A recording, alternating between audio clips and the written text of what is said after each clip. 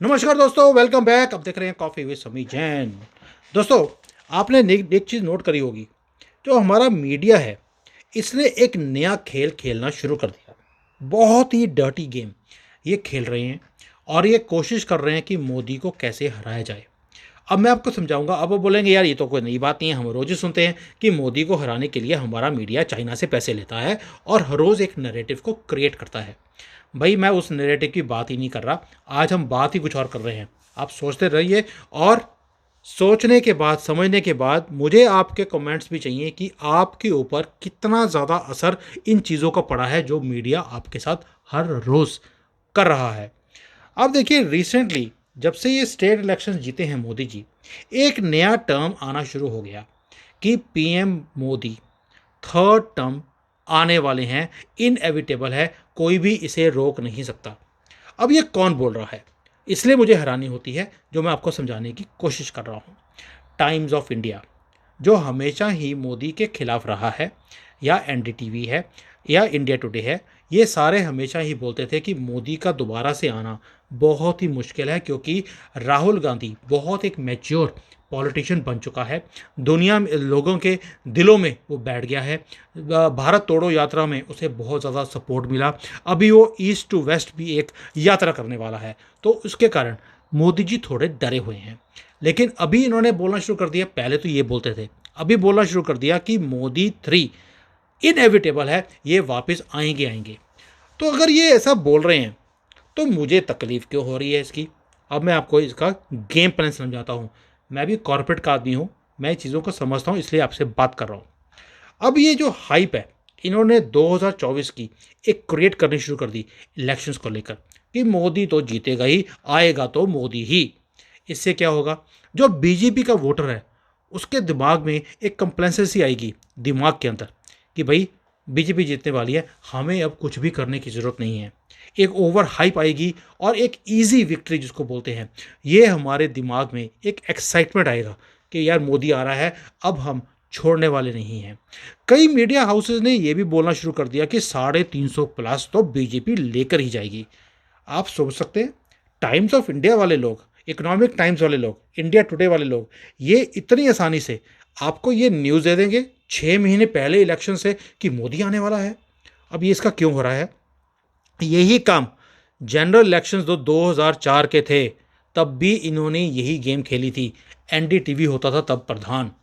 इन्होंने क्या किया, और बीजेपी आने वाली है, इंडिया शाइनिंग, बहुत ही एक ज़बरदस्त तब एक टर्म था बीजेपी के लिए, वाजपेयी की गवर्नमेंट के लिए। तब जो वोटर्स थे बीजेपी के, वो चले गए छुट्टियां मनाने, जो कि हिंदुओं की हमेशा ही रवायत रही है।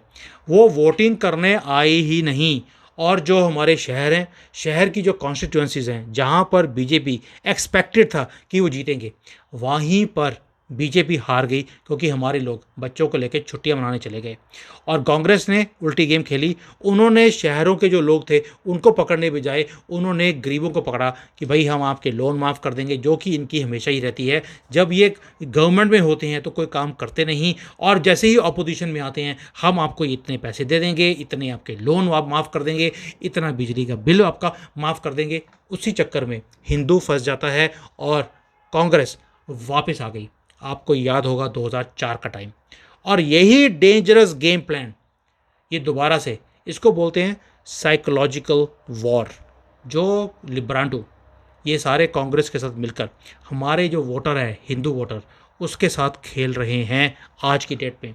ये देखिए, ये इतनी जल्दी से हमारे घर कर जाती है ये चीज़, कि हम उस चीज़ों में फंस जाते हैं। राजस्थान, मध्य प्रदेश, छत्तीसगढ़, यहाँ पर आपने देखा होगा कि वोटिंग बहुत ज़्यादा बढ़ चढ़ कर हुई, क्योंकि वहाँ पर सबको लग रहा था, हिंदुओं को, कि हमारी यहाँ पर गवर्नमेंट हार जाएगी, बीजेपी नहीं आएगी। जब आपके दिमाग में ये डर होता है तो आप लोग घर से बाहर निकलते हैं, जाकर वोटिंग करते हैं। 75% 80% वोटिंग करी और बीजेपी जीत गई। और ये लोग वही काम कर रहे हैं आपके दिमाग में बिठाने के लिए कि आप छुट्टियों में चले जाओ। पहली बात ये। अब ये जो नैरेटिव है, इसको पुश किया जा रहा है बड़े ही केयरफुली एक प्रोपेगेंडा के थ्रू, ताकि जो हमारे नीचे वर्कर है, वोटर है, वो उनको ऐसा लगे यार कि एनर्जी लगाने की ज़रूरत क्या है, सारा हार्ड वर्क तो हमने कर ही लिया, जीतने वाले तो हम है ही हैं। तो जो हमने जैसे वो पुश देखा था, मैंने अभी राजस्थान में देखा, जो इलेक्शंस का टाइम था, मध्य प्रदेश छत्तीसगढ़ में बहुत ज़्यादा पुश किया गया बीजेपी की वर्कर्स की तरफ से, हमने जीतना है। जो हमारे सेंटर के मंत्री थे उन्हें फील्ड में उतारा गया, मोदी जी अमित शाह खुद गए वहाँ जाकर ये सारे काम करने के लिए। तो ये जीत लड़ाई से हुई है, मेहनत से हुई है, ये ऐसे बैठ घर में बैठकर नहीं मिली। अब यही चीज़ हमने देखी थी जब दिल्ली के इलेक्शंस थे, उस वक्त भी इन्होंने यही काम किया। दिल्ली के जो म्यूनिसिपल कॉरपोरेशन के इलेक्शंस हैं तब भी हमने यही काम किया देखा। मुंबई में जो बीएमसी है, मुंबई म्यूनिसिपल कॉरपोरेशन के इलेक्शंस 2017 में, वहाँ पर भी यही काम हुआ था। वोटर आया नहीं, क्यों? उन्हें लग रहा था कि यार ये तो जीत हमारी पक्की है, और यही हमें कॉस्टली पड़ा था दिल्ली के म्यूनिसिपल कॉरपोरेशन इलेक्शंस, बॉम्बे के, क्योंकि यहाँ से माल बनता है भाइयों। और ये इन्होंने काम कर लिया। और यही काम हुआ था 2004 में, जब वाजपेयी जी की इतना काम करने के बाद, कारगिल का युद्ध जीतने के बाद भी वो गवर्नमेंट हार गई। हारना नहीं चाहिए था, और हमने 10 साल उसके बाद काला हमने टाइम देखा है कांग्रेस के अंडर। दोस्तों, एक चीज़ आपको माननी पड़ेगी, मोदी जी ने 10 साल में एक कुछ किया हो ना किया हो, क्योंकि आपको तो मतलब ही नहीं है कि कोई काम किया हो। मैंने आज ही एक वीडियो बनाया था इसके ऊपर, जो मैंने डाला है कि मोदी क्यों हमारे देश के लिए ठीक नहीं है। आप जाके देख लेना एक बार, आपको बड़ा अच्छा लगेगा। मोदी जी ने एक काम तो किया है, हिंदुओं को एक झंडे के नीचे खड़ा कर दिया कि हम हिंदू हैं। हम गर्व से बोलते हैं पहली बार 1000 साल के बाद कि हम हिंदू हैं। हम तो बोलना ही भूल गए थे सेकुलरिज्म के चक्कर में, कि हिंदू बोलेंगे that means it is non secular. लेकिन मोमिन अगर ये बोलता है कि मैं मुसलमान हूँ, तो वो सेकुलर वर्ड नहीं है, लेकिन उसको मतलब भी नहीं है। हमें सेकुलरिज्म का पाठ पढ़ाया जाता था। मोदी जी ने एक काम किया, सारे हिंदुओं को इकट्ठा करके खड़ा कर दिया, ये देश आपका है। और उसके बाद इन्होंने एक जो सनातन की टूरिज़्म है, इसे शुरू किया। मंदिरों की देख रखाव इंक्रीज करी, वहाँ की कनेक्टिविटी को बनाया गया पहली बार 1000 साल में। अरे भाई, कांग्रेस के टाइम पर आपके मंदिर जो थे वहाँ पर जाने की सड़कें नहीं थी, बस पहुँच नहीं सकती थी, आपको खड्डों में से निकल के जाना पड़ता था, ये हालत थी। मैं कितनी बार भारत के अंदर अपने जो मंदिर हैं, जो हमारे तीर्थ स्थान हैं, मैं वहाँ पर जाता था तो बुरी हालत थी वहाँ पे जाने के लिए। लेकिन अगर कोई चर्च है या मोमिन का कोई भी मस्जिद है, वहाँ जाने के लिए पक्की सड़कें बनाई होती थी, हर सुविधा उनको दी जाती थी। लेकिन हिंदू कभी बोलता भी नहीं था। इसलिए जो अभी आज देख रहे हैं भारत के अंदर, ये जो सनातन इकोनॉमिक्स शुरू हो गई है, इसका आप एक टर्न अराउंड देखते हैं। काशी विश्वनाथ है, 1 साल के अंदर 7 करोड़ लोग वहाँ पर कॉरिडोर में ऑलरेडी जा चुके हैं। और जो हमारा टूरिज़्म स्पॉट है, जैसे हम कहते हैं कि ये गोवा, वहाँ पे 70 लाख लोग गए हैं, उसकी डेवलपमेंट में 50 साल लगे, और हमारे सनातन की जगह को अभी सिर्फ 1 या 2 साल हुए हैं। श्रीनगर हमने डेवलप किया, 1 करोड़ लोग तो वहाँ चले गए, जबकि इतनी डिस्टर्बेंस वाला एरिया है। इसे बोलते हैं सनातन इकोनॉमिक्स, जो मोदी जी ने शुरू करी। ये जो आप देख रहे हैं ना, भारत राइज कर रहा है, ये ऐसे ही राइज नहीं कर रहा। ये रघुरमन जैसे निकम्मे निठल्ले लिब्रांडो या मोहन सिंह जैसे अर्थशास्त्री, अगर आपने मेरी वीडियो नहीं देखी कि मोहन सिंह कितने बड़े अर्थशास्त्री थे, वो रेन कोट डालकर नहाया करते थे, अगर आपने वो वीडियो नहीं देखी तो आपने कुछ भी देखा नहीं है। आप जाके वो वीडियो देख लेना, आपको समझ आ जाएगा कि अर्थशास्त्री कितने बड़े थे। कांग्रेसियों की अपनी हर चीज़ को बढ़ा चढ़ा कर दिखाने की आदत है। जैसे वो बोलते हैं कि हमारे युवराज से ज़्यादा इंटेलिजेंट कोई है ही नहीं। पप्पू की बात कर रहा हूँ मैं। अगर आपने उसके ऊपर भी वीडियो मेरा नहीं देखा कि पप्पू पागल हो गया है, आप वो देख लीजिए, आपको बहुत कुछ समझ आ जाएगा इनकी जो हिस्ट्री है। और अगर एक और वीडियो है जो मैं आपके साथ शेयर करना चाहता हूँ आज, मैं वैसे अपनी प्रमोशन नहीं कर रहा, ये आपकी आंखें खोलने के लिए है 2024 के लिए। इन्होंने बोला था भारत माता मतलब सोनिया गांधी। मैंने उसके ऊपर वीडियो बनाया हुआ है कि राहुल गांधी, तेरी पोल डांसर माँ भारत माता नहीं है, इसलिए तुम इसको भारत माता बोलना बंद कर दो। तो दोस्तों, मोदी जी ने क्या किया, जो सनातन सिविलाइजेशन है वो उसको विजिबल किया है, जो हिडन में था, जो उसे छुपा दिया गया था इवन किताबों के अंदर भी।